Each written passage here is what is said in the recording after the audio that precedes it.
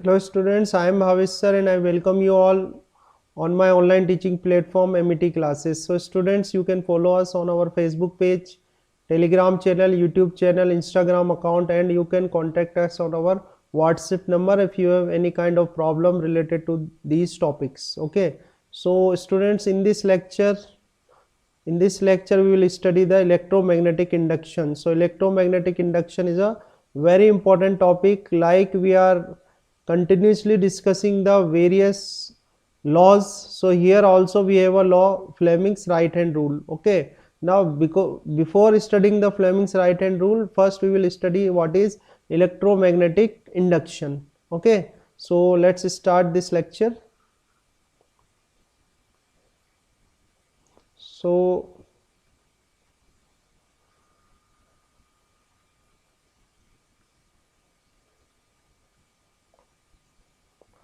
So first let's discuss what is electromagnetic induction. This our topic is electromagnetic induction. So students, जब हमने ये chapter start किया था तो चैप्टर के स्टार्ट में हमने एक एक्सपेरिमेंट परफॉर्म किया और जो पहला टॉपिक हमने स्टडी किया था वो टॉपिक कुछ इस तरह था कि अगर कोई कंडक्टिंग वायर है, मान लो ये कोई कॉपर का कंडक्टिंग वायर है और इस कॉपर की कंडक्टिंग वायर ए बी में हमने अगर करंट फ्लो करा और करंट फ्लो करके हम कोई भी कंपास इसके पास लाते थे तो कंपास क्या हो रहा था, डिफ्लेक्ट हो रहा था। कंपास क्या हो रहा था, डिफ्लेक्ट हो रहा था। तो हमने क्या कहा कि जब भी किसी करंट कैरिंग वायर में, ठीक है, जब भी किसी करंट कैरिंग वायर में करंट को फ्लो किया जाता है तो उसके अराउंड क्या होता है, मैग्नेटिक फील्ड जनरेट हो जाती है। तो हम ये कह सकते हैं कि हमने जो एक्सपेरिमेंट परफॉर्म किया उसमें क्या कहा था कि भाई जो इलेक्ट्रिक करंट है वो इलेक्ट्रिक करंट क्या प्रोड्यूस करता है, मैग्नेटिक फील्ड प्रोड्यूस करता है। क्या प्रोड्यूस करता है, मैग्नेटिक फील्ड। ये हमने ऑलरेडी स्टडी किया हुआ है, यही टॉपिक हमने स्टडी किया था कि अगर आप करंट को फ्लो करोगे तो क्या होगा, उसके सराउंड में या उसके अराउंड मैग्नेटिक फील्ड प्रोड्यूस हो जाएगी। ठीक है, तो ये हमने ऑलरेडी स्टडी किया है। तो इसका रिवर्स भी पॉसिबल है, इसका रिवर्स क्या है, इसका रिवर्स ये है कि मैग्नेटिक फील्ड से करंट को प्रोड्यूस किया जा सकता है। जैसे इलेक्ट्रिक करंट की वजह से मैग्नेटिक फील्ड प्रोड्यूस हुई है, उसी तरीके से मैग्नेटिक फील्ड की वजह से इलेक्ट्रिक करंट को भी प्रोड्यूस किया जा सकता है और इसी को बोलते हैं इलेक्ट्रोमैग्नेटिक इंडक्शन। समझ में आया? ये जो कॉन्सेप्ट है ब्रिटिश साइंटिस्ट थे Michael Faraday and an American scientist Joseph Henry, इन्होंने दिया था इन 1831।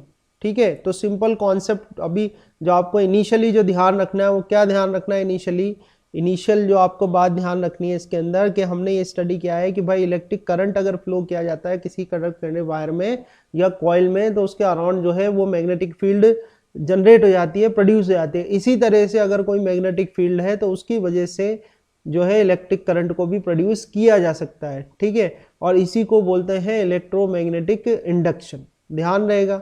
अब इलेक्ट्रोमैग्नेटिक इंडक्शन में आप क्या कर रहे हो कि मैग्नेटिक फील्ड से इलेक्ट्रिक करंट को प्रोड्यूस कर रहे हो, तो वो जो इलेक्ट्रिक करंट प्रोड्यूस हो रहा है, ध्यान रखना बहुत इंपॉर्टेंट टर्म बता रहा हूँ। आगे अगर आप सिर्फ बोर्ड से अगर ज़्यादा कुछ स्टडी करेंगे तो काफ़ी सारे क्वेश्चन मिलेंगे जिसमें ये टर्म मिलेगी आपको, उसको बोलते हैं इंड्यूस्ड करंट। क्या बोलते हैं, इंड्यूस्ड करंट। और ऐसे ही जो ईएमएफ होता है उसको बोलते हैं इंड्यूस्ड ईएमएफ। ठीक है, तो अभी तो हम करंट की ही बात कर लेते हैं कि जैसे ही आप किसी मैग्नेटिक फील्ड की वजह से अगर आप करंट प्रोड्यूस करते हैं तो उस करंट को बोलते हैं इंड्यूस्ड करंट। अब इंड्यूस्ड करंट क्यों कहते हैं, क्योंकि ये इंड्यूस्ड हुआ है because of this magnetic field. क्यों इंड्यूस्ड हुआ है, because of this magnetic field, इसलिए इसको क्या बोलते हैं, इंड्यूस्ड करंट कहते हैं। ठीक है, तो समझ में आ गई आपको बात कि इलेक्ट्रोमैग्नेटिक इंडक्शन क्या होता है। ठीक है, तो यहाँ यही चीज लिखा हुआ है, the production of electricity from magnetism is called electromagnetic induction. Now before going to study or before going to learn the experiment related to this concept of electromagnetic induction, let's first see the galvanometer. Galvanometer क्या होता है, बहुत सारी बार आपके board के exam में board जो exam होता है, बोर्ड का एग्जाम, उसमें क्वेश्चन आया हुआ है कि भाई गैल्वेनोमीटर होता क्या है। तो गैल्वेनोमीटर कौन सी डिवाइस है, आपको ज़्यादा डिटेल में बोर्ड में कुछ नहीं पूछेगा 10th क्लास में, आपसे सिर्फ यही पूछता है कि भाई गैल्वेनोमीटर होता क्या है, गैल्वेनोमीटर क्या काम आता है। ठीक है। तो गैल्वेनोमीटर क्या काम आता है, गैल्वेनोमीटर काम आता है जैसे कि मैग्नेटिक फील्ड आपको पता करनी है तो आप क्या करोगे, कंपास लोगे, और कंपास में अगर डिफ्लेक्शन आया तो आप कहोगे कि भाई वहां पर मैग्नेटिक फील्ड है। इसी तरीके से अब यहाँ पर आप क्या कर रहे हो, यहाँ पर आप करंट को प्रोड्यूस कर रहे हो। अब करंट को प्रोड्यूस कर रहे हो तो आपको करंट देखना पड़ेगा कि भाई कितना करंट आया उसके अंदर। तो करंट की डिफ्लेक्शन देखने के लिए, ठीक है, करंट का पता करने के लिए जो डिवाइस यूज की जाती है उसको बोलते हैं गैल्वेनोमीटर। गैल्वेनोमीटर क्या करता है, गैल्वेनोमीटर डिफ्लेक्शन देता है अगर उसमें किसी भी वायर में या कहीं पर करंट का अगर फ्लो हो रहा है कंडक्टर वायर में, तो जो डिफ्लेक्शन आएगा गैल्वेनोमीटर के अंदर, वो डिफ्लेक्शन ये बताएगा कि भाई यहाँ पर जो है वो करंट फ्लो हो रहा है। ठीक है, तो गैल्वेनोमीटर है क्या, galvanometer is a device which detect the presence of electric current. ठीक है, तो ये नोट्स आपके काफी काम आएंगे, लेक्चर्स से मैं आपको समझा तो रहा हूँ, बट जैसे अब क्वेश्चन आ गया लिखने के लिए गैल्वेनोमीटर होता क्या है, तो आपको अभी 10th क्लास में बस इतना सा लिखना है जो यहाँ पर बताया हुआ है। ये रेड लाइन मैंने करी है, ये देख लो आप। अ galvanometer is an instrument which can detect the presence of electric current in a circuit. ठीक है, इसको जोड़ते कैसे, तो इसको कैसे जोड़ेंगे, सीरीज में, क्योंकि आप करंट को मेजर कर रहे हो। ठीक है, करंट को मेजर कर रहे हो, इसलिए इसको कैसा जोड़ा जाता है, सीरीज में जोड़ा जाता है। ठीक है, तो आप यहाँ देख सकते हैं, ये मैंने कुछ डायग्राम्स आपको बताया हुआ है, जैसे ये देख लेते हैं अपन यहाँ पर, ये गैल्वेनोमीटर का डायग्राम है। तो आप यहाँ देख सकते हैं ये जी लिखा हुआ है, कई बार यहाँ लिखा होगा जैसे एम ए लिखा होता है। ठीक है, तो एम ए का मतलब होता है मिली एम्पियर, एम ए का मतलब क्या होता है, मिली एम्पियर, यानी कि जो ये रीडिंग आएगी यहाँ से करंट की रीडिंग किस में आएगी, मिली एम्पियर में आएगी। ठीक है, मिली एम्पियर बता देते हैं हम कि 1 milli ampere is equal to 10⁻³ ampere होता है, ध्यान रखना। और 1 माइक्रो एम्पियर, माइक्रो वाला तो खैर आपके ज्यादा आएगा नहीं, फिर भी कहीं आ जाता है, तो 1 micro ampere is equal to होगा 10⁻⁻6 एम्पियर। ठीक है, ध्यान रखोगे। अब आप ये देखो कि जब कोई करंट फ्लो नहीं हो रहा मान लो कोई वायर कनेक्ट करा है यहाँ और उसमें कोई करंट फ्लो नहीं हो रहा है, तो कोई करंट फ्लो नहीं हो रहा, तो ये जो पॉइंटर है आपका, ये पॉइंटर किस पर होता है, जीरो पर होता है। ठीक है, पॉइंटर कहाँ होता है आपका, जीरो पर आता है। आप पॉइंटर के देखो, इधर इधर लिखा हुआ है 10 20 30 और इस साइड भी लिखा हुआ है 10 20 30, यहाँ भी लिखा हुआ है और यहाँ भी लिखा हुआ है। ठीक है, अब ये कैसे होगा, तो ये इस तरीके से मान लो ये वायर है ए बी और इसमें ये करंट की डायरेक्शन है ए से बी की तरफ। तो जब ए से बी की तरफ करंट की डायरेक्शन है तो इसका डिफ्लेक्शन एक साइड होगा, मान लो इसका डिफ्लेक्शन हो रहा है राइट साइड। जब करंट क्या हो रहा है इस वायर में, ए से बी की तरफ फ्लो हो रहा है, तो जो इसका डिफ्लेक्शन हो रहा है वो कहाँ हो रहा है, राइट साइड में हो रहा है। ऐसे ही अगर करंट की डायरेक्शन अपन बी से ए की तरफ कर देंगे, यानी करंट की डायरेक्शन क्या कर देंगे, रिवर्स कर देंगे, तो इसके अंदर डिफ्लेक्शन भी रिवर्स हो जाएगा।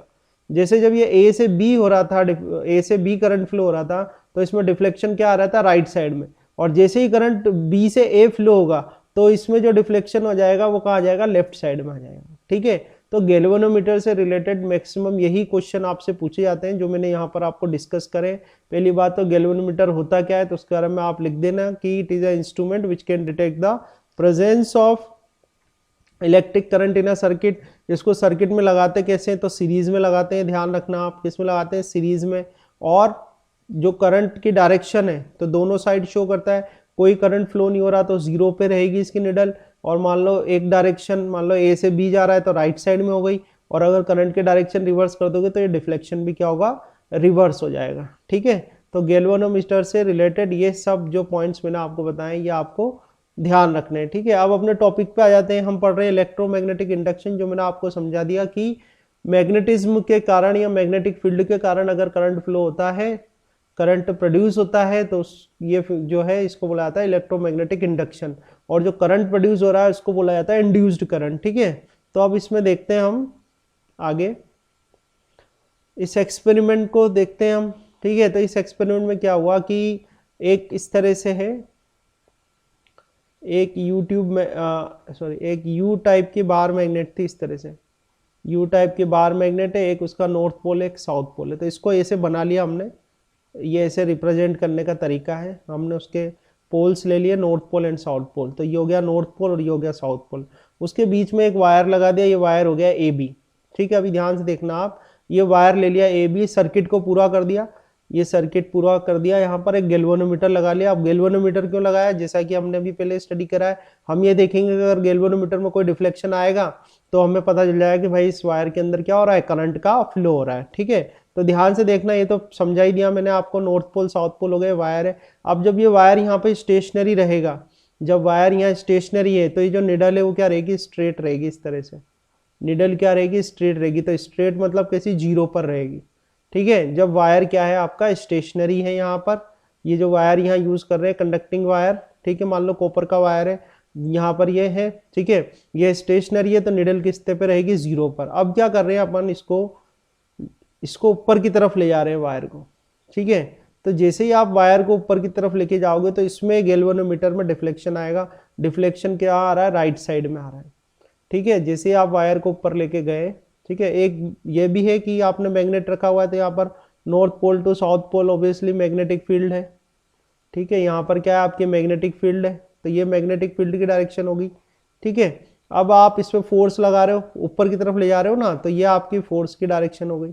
तो यहाँ पर क्या है, यहाँ पर आपको एक तो मैग्नेटिक फील्ड पता है, बी आपकी मैग्नेटिक फील्ड पता है, आपको फोर्स पता है, और इन दोनों से मिलकर आपको क्या पता करना है, अब करंट का पता करना है कि करंट की डायरेक्शन क्या होगी। ठीक है, तो यहाँ अभी तो इस एक्सपेरिमेंट में ये परफॉर्म करके बता रहे हैं कि अगर मैग्नेटिक फील्ड के अंदर कोई वायर है, ठीक है, उस वायर को, जैसे कॉपर वायर यहाँ पर है, तो इस वायर को जब आप मोशन दोगे, तो मोशन जैसे ही आप दोगे तो यहाँ डिफ्लेक्शन आएगा गैल्वेनोमीटर में, तो डिफ्लेक्शन ये बताएगा कि इसके अंदर क्या हो रहा है, करंट का फ्लो हो रहा है। ठीक है, ऐसे ही अगर इस वायर को डाउनवर्ड डायरेक्शन में लाए, तो डाउनवर्ड डायरेक्शन में जब लाए तो जो आपका ये डिफ्लेक्शन है ये किस तरफ हो रहा है, देखो लेफ्ट साइड हो रहा है। तो इसका मतलब क्या है कि करंट तो अभी भी फ्लो हो रहा है, पर करंट की डायरेक्शन जो है वो रिवर्स हो गई। तो इससे हमें क्या पता चला कि करंट की डायरेक्शन जो है वो रिवर्स हो जाएगी अगर आपने मोशन को अपोजिट करा। जैसे यहाँ अपवर्ड ले गए तो ये लेफ्ट साइड में राइट साइड में डिफ्लेक्शन था, और जब डाउनवर्ड ले गए तो डिफ्लेक्शन कहाँ आ गया, लेफ्ट साइड में आ गया।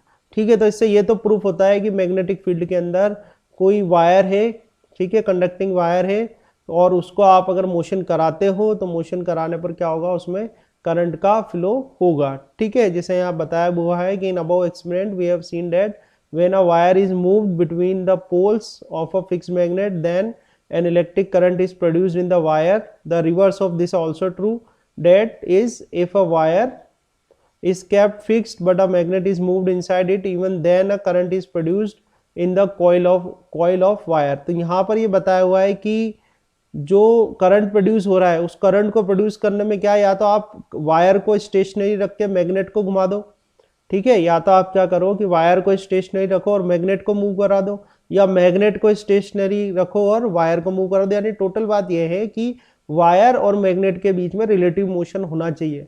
अगर इनके बीच में रिलेटिव मोशन होगा और मैग्नेटिक फील्ड है तो यहाँ पर जो है वो करंट प्रोड्यूस होगा। ठीक है, समझ में आई बात आपको। चलो नेक्स्ट आगे बढ़ते हैं अपन इसमें। अब तो नेक्स्ट ये एक्सपेरिमेंट तो आपका वेरी वेरी इंपॉर्टेंट है, कहीं बहुत सारी बार आ जाते हैं क्वेश्चन इसके। जो भी आप अगर प्रीवियस ईयर के पेपर्स में देखोगे तो आपको ये क्वेश्चंस मिल जाएंगे। अभी हमें 10th का जो सिलेबस है उस पर बेस्ड इसका आंसर करना है। आगे 12th क्लास में जाओगे तो इसका और अच्छा एक्सप्लेनेशन आपको मिलेगा। तो ये एक्सपेरिमेंट इन्होंने यहाँ परफॉर्म करा है। तो इसके अंदर क्या है, फिक्स्ड कॉइल ऑफ वायर है, इस तरह से फिक्स्ड कॉइल ऑफ वायर है और मैग्नेट है। तो अब ये क्वेश्चन कैसे बनता है, तो क्वेश्चन ये बनता है जो आपको अच्छे से ध्यान रखना है कि करंट प्रोड्यूस होगा अगर रिलेटिव मोशन होगा।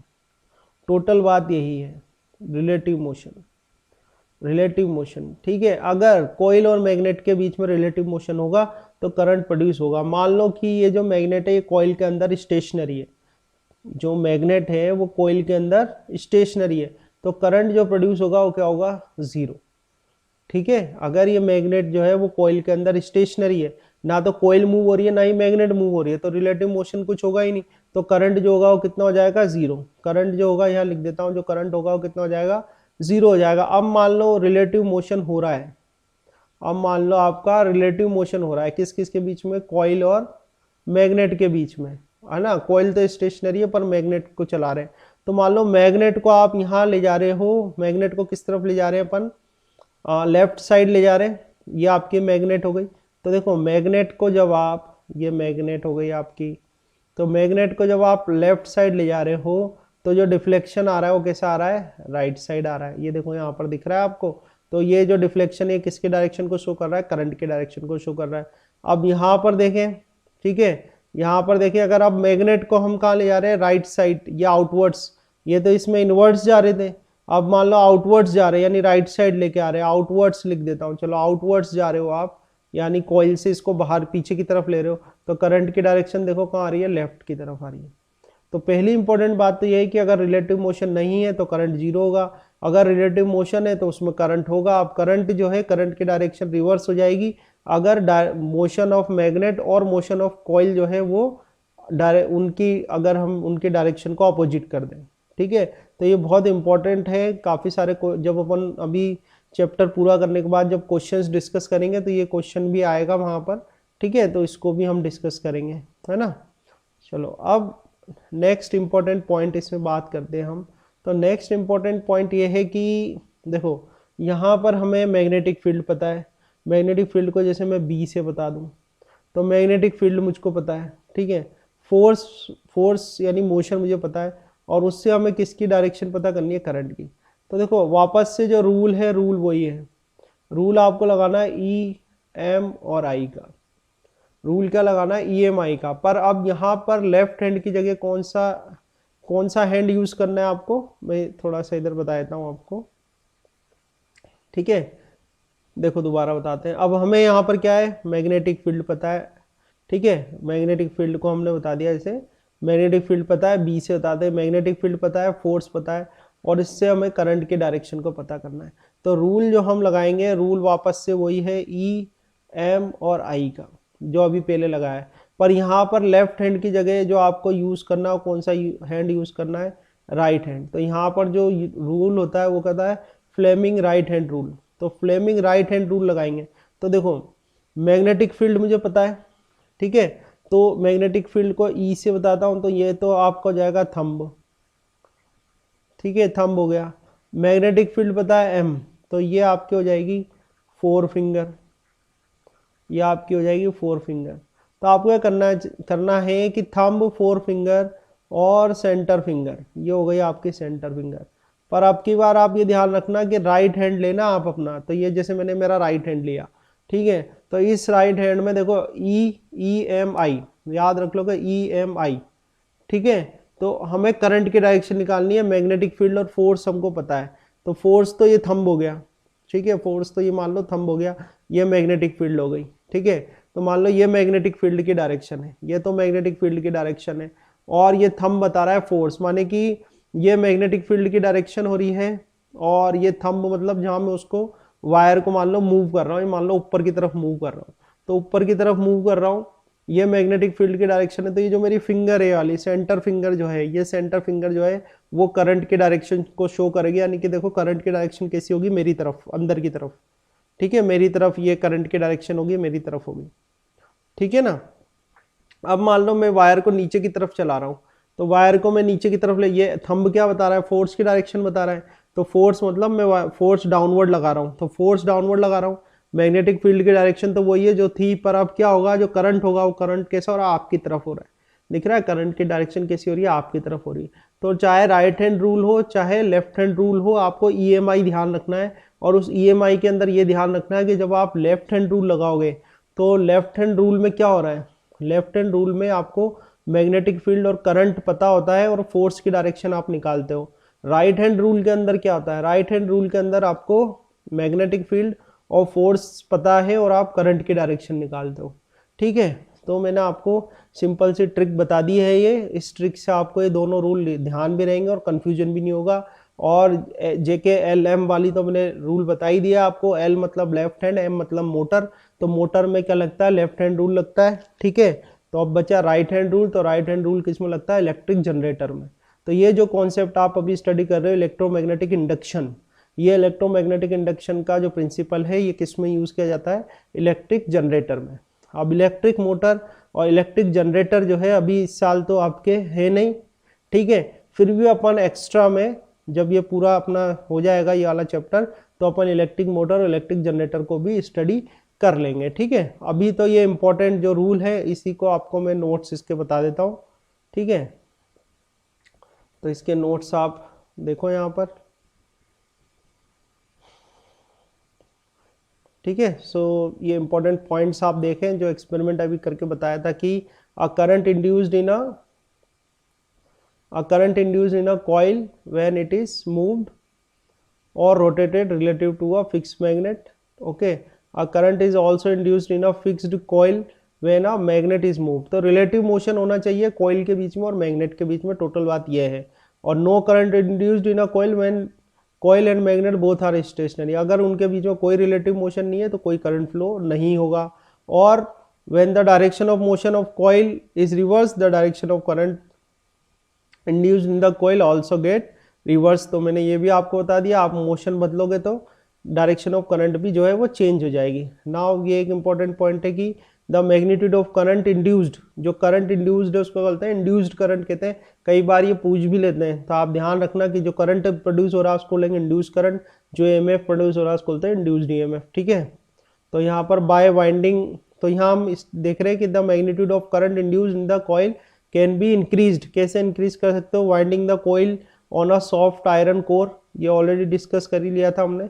ठीक है, फिर by increasing the number of turns in the coil. ठीक है, increasing the strength of magnet. Okay, and increasing the speed of rotation. तो स्पीड, ये डी वाला थोड़ा अच्छे से ध्यान रखना. अगर स्पीड यानी जल्दी आप अंदर बाहर मैग्नेट को मूव करोगे, ठीक है, तो भी रिलेटिव ये मोशन बढ़ाने से भी क्या है, आपका जो करंट है वो इंक्रीज हो जाएगा.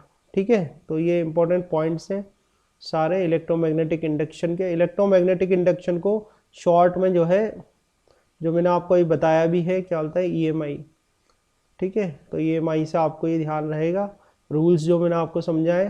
ठीक है, आगे ये फ्लेमिंग्स राइट हैंड रूल, ये अभी जस्ट आपको एक्सप्लेन कराई है मैंने.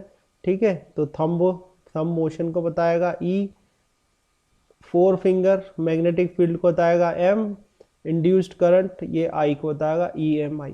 और तीनों जो है जो म्यूचुअली परपेंडिकुलर है एक दूसरे के, तो ये आप ध्यान रखना यहाँ से. ठीक है, बहुत इजीली आपको याद हो जाएंगे रूल्स, जो मैंने आपको तरीके बताए, मेथड बताए, उससे आप याद रखें. अब आपसे पेपर में स्टेटमेंट पूछ लेते हैं, तो स्टेटमेंट क्या लिखोगे? स्टेटमेंट आप इस तरह से लिख दोगे कि hold the thumb, the 4 finger and the centre finger of your right hand at right angles to one another. Adjust your hand in such a way that 4 finger points in the direction of magnetic field and thumb points in the direction of motion. ठीक है, then the direction in which center finger points out gives the direction of induced current. ठीक है, तो rules मैंने ये इतनी बार आपको बता दिए हैं कि आई डोंट थिंक कि आप अब कंफ्यूज होंगे आगे. और जो मैंने आपको ट्रिक बताई है उस ट्रिक से आप इसको याद रख सकते हो.